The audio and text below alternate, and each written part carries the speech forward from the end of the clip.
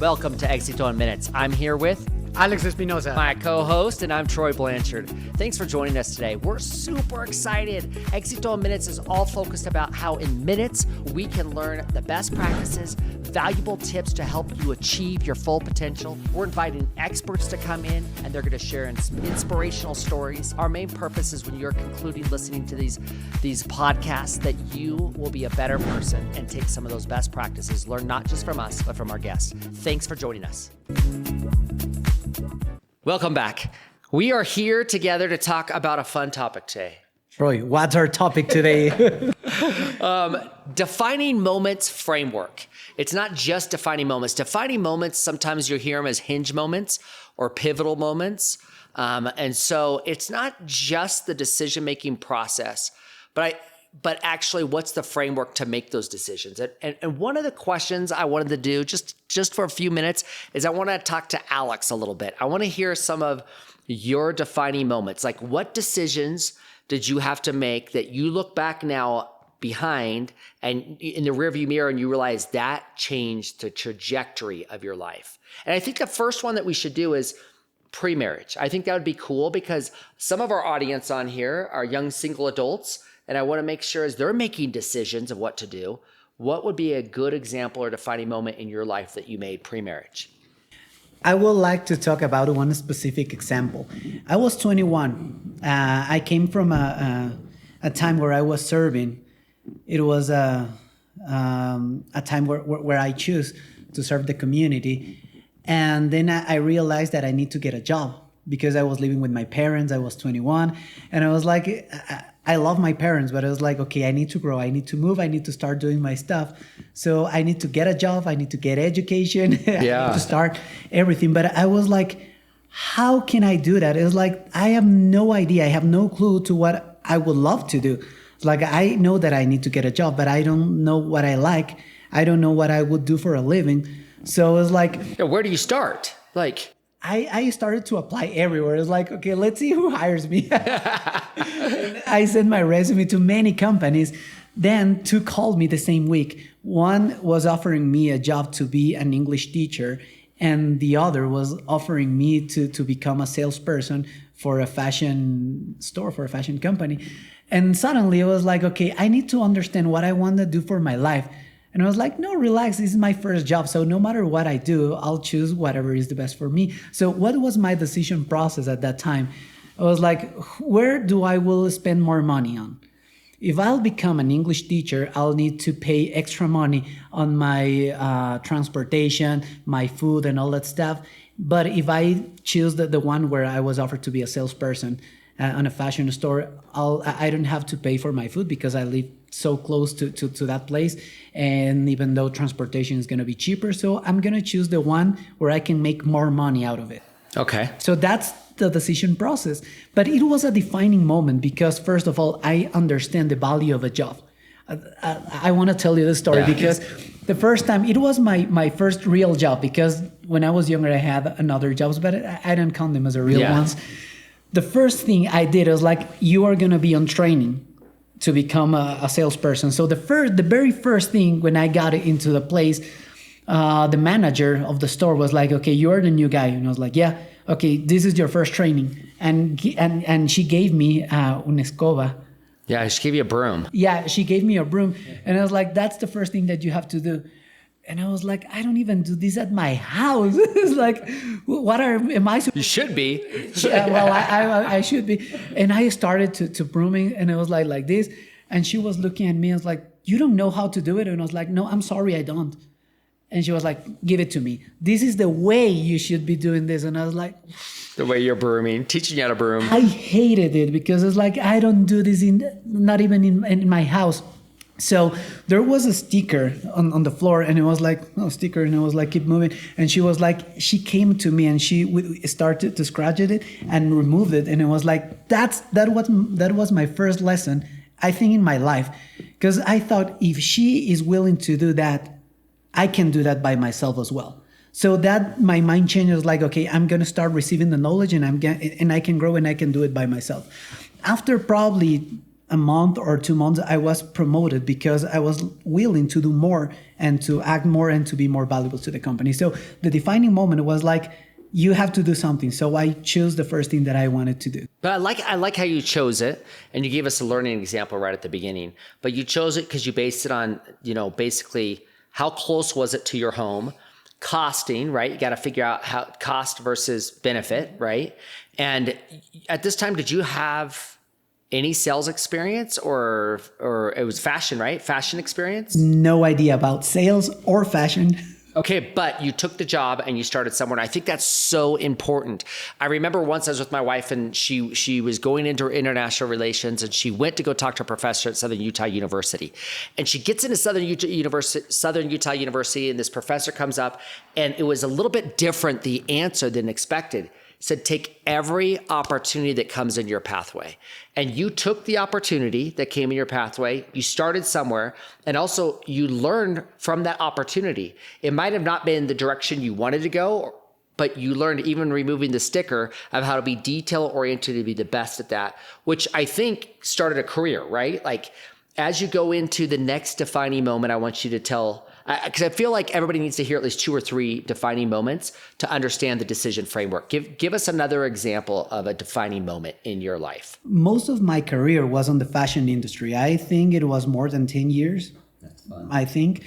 Then I was working for a fashion company and the owner was like, okay, I'm going to give you this opportunity. If you can prove me that you are the best at what you do, I will promote you to become like the brand manager for 3 other brands, and you will become like a great guy, You'll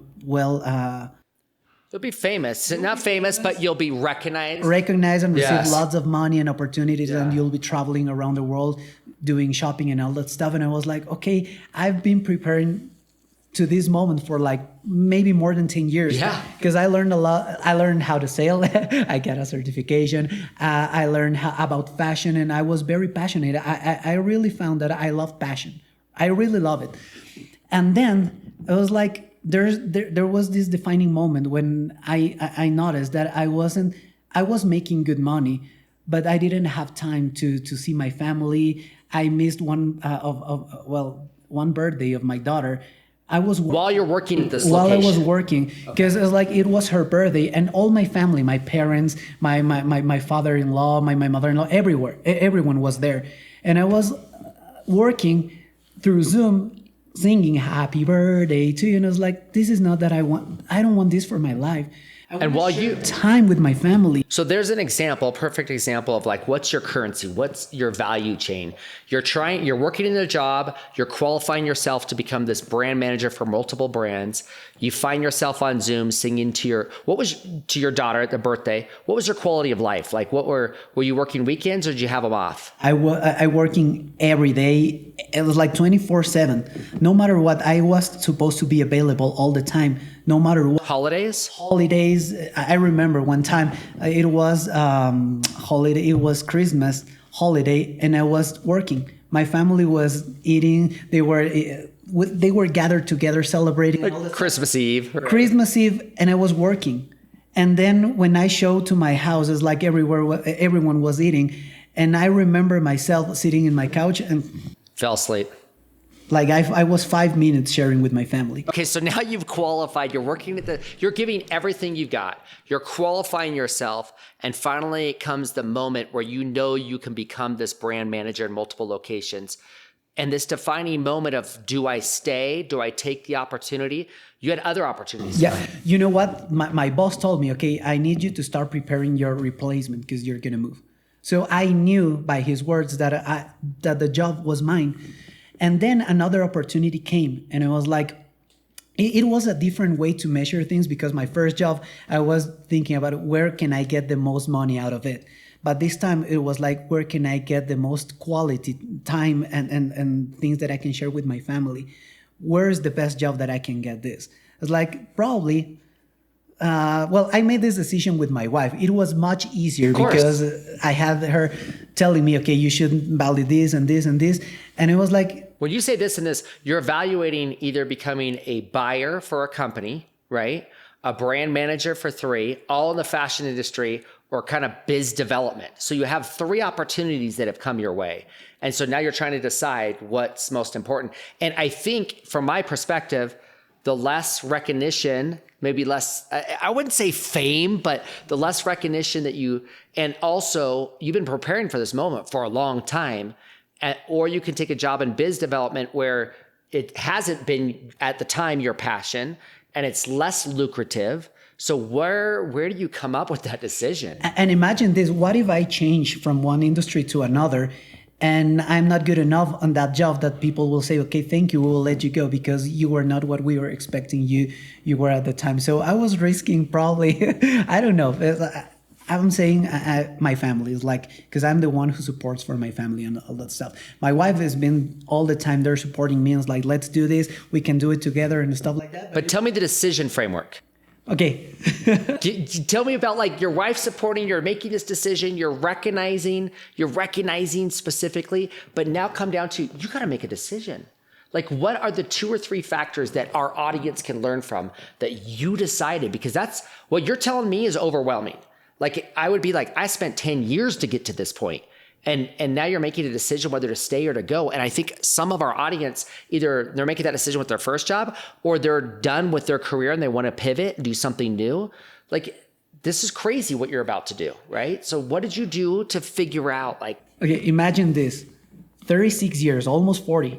And here in probably Latin America, every person is like, I'm past 30 years old, I can get another job. That's not true. You can get another job if you're prepared to do that. But it was like, okay, I need to choose. I'm providing for my family.